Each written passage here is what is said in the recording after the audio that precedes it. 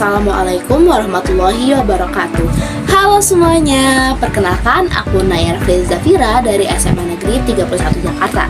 Nah, di sini pernah nggak sih kalian itu bertanya-tanya bagaimana tubuh kita bisa menghasilkan berbagai jenis protein yang berperan penting dalam setiap aspek kehidupan, mulai dari membangun otot hingga menjalankan reaksi kimia dalam tubuh.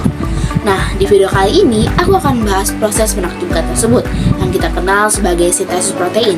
Proses ini melibatkan dua tahap utama, yaitu transkripsi di mana informasi genetik dalam DNA diubah menjadi mRNA, dan translasi di mana kode genetik tersebut diterjemahkan menjadi rangkaian asam amino untuk membentuk protein. Mari kita telusuri langkah-langkah detailnya dan lihat bagaimana keajaiban biologi ini bekerja di dalam sel tubuh kita. Sintesis protein adalah proses pembentukan protein dalam tubuh yang dilakukan oleh RNA atas perintah atau kode dari DNA yang berlangsung di dalam inti sel dan di dalam ribosom. DNA atau deoksiribonukleik asid adalah molekul yang menyimpan informasi genetik dalam sel. DNA mengkodekan instruksi untuk sintesis protein dalam urutan bahasa nukleotida yang diterjemahkan menjadi urutan asam amino. Proses ini dimulai dengan transkripsi, di mana informasi dari DNA disalin menjadi mRNA. RNA atau ribonukleik asid berfungsi untuk membawa dan menerjemahkan informasi genetik. Ada 3 jenis RNA dalam sintesis protein. Yang pertama, mRNA atau messenger RNA yang membawa salinan informasi genetik dari DNA ke ribosom. Yang kedua, ada tRNA atau transfer RNA yang membawa asam amino ke ribosom untuk disusun menjadi protein. Yang terakhir ada rRNA, yaitu ribosomal RNA, merupakan komponen utama ribosom yang membantu proses translasi, yaitu pembentukan protein dari mRNA. Jadi secara singkat, DNA menyimpan informasi untuk sintesis protein, sementara RNA mengimplementasikan instruksi tersebut dalam proses transkripsi dan translasi.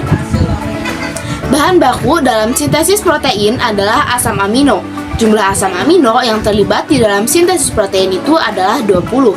Namun, urutan asam amino tersebut dikode sepenuhnya oleh DNA. Adapun hasil akhir dari sintesis protein ini adalah pembentukan protein fungsional seperti enzim, hormon, keratin, dan hemoglobin. Transkripsi adalah proses pengkopian informasi genetik dari DNA ke mRNA dan terdiri dari 3 tahapan utama, yaitu inisiasi, elongasi, dan terminasi. Ikatan heliks DNA akan dibuka oleh enzim RNA polimerase dan terbentuk salinan informasi genetik dari DNA. Tempat untuk menempelnya RNA polimerase pada DNA disebut sebagai promoter. Promoter berfungsi untuk menunjukkan tempat dimulainya transkripsi dan menentukan DNA cetakan dari 2 rantai yang ada. Proses ini disebut sebagai inisiasi. 2 rantai DNA yang terdiri dari rantai cetakan atau sense dan komplement atau antisense mulai terpisah untuk promoter menempel di bagian rantai cetakan atau sense. RNA mulai dibentuk oleh RNA polimerase dari titik awal promoter yang bergerak terus sepanjang rantai cetakan DNA. Akibatnya, heliks DNA terbuka secara berurutan sepanjang 10 sampai 20 basa nitrogen. Nukleotida ini dirangkai dari arah 5 aksen ke 3 aksen, di mana disebut sebagai elongasi. Basa nitrogen yang dibentuk pada RNA merupakan komplement basa nitrogen pada rantai DNA sense yang sebagai berikut. Basa T pada DNA untuk cetakan A pada RNA, basa C pada DNA untuk cetakan G pada RNA, basa A pada DNA untuk cetakan U pada RNA, dan basa G pada DNA untuk cetakan C pada RNA. Setelah RNA polimerase mentranskripsikan DNA terminator, proses transkripsi akan berhenti. Proses ini disebut sebagai terminasi. Kemudian, RNA akan lepas dari RNA polimerase. Hal ini mengakibatkan DNA heliks akan tertutup kembali. mRNA yang dihasilkan dari tahap transkripsi akan keluar dari inti sel menuju kepada ribosom. Translasi adalah proses penerjemahan informasi yang terdapat pada mRNA menjadi urutan asam amino untuk membentuk protein. Proses ini terdiri dari 3 tahapan utama, yaitu inisiasi, elongasi, dan terminasi. Molekul mRNA berikatan dengan subunit kecil ribosom di ujung 5 aksen. Translasi diawali dari codon start, yaitu AUG yang ada pada mRNA. Lalu, tRNA sebagai inisiator yang memuat antikodon UHC akan membawa asam amino metionin. Asam amino tersebut akan melekat pada kodon AUG. Ingat, metionin merupakan asam amino awal dalam sintesis protein.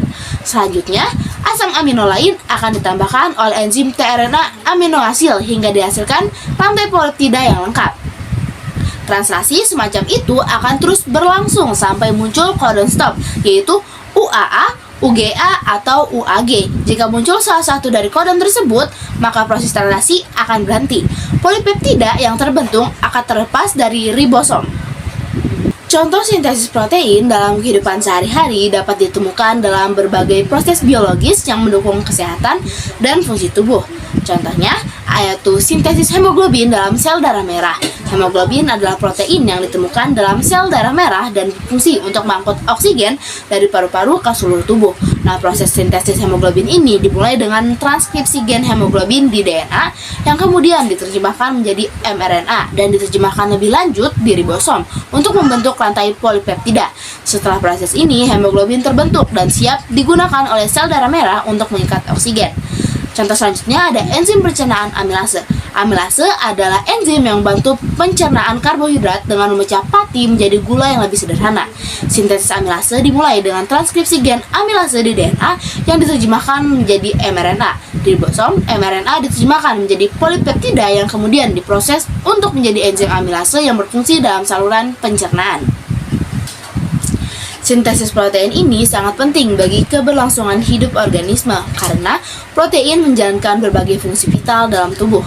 Seperti dalam struktur sel, protein membentuk komponen seluler seperti membran sel, sitoskeleton, dan organel.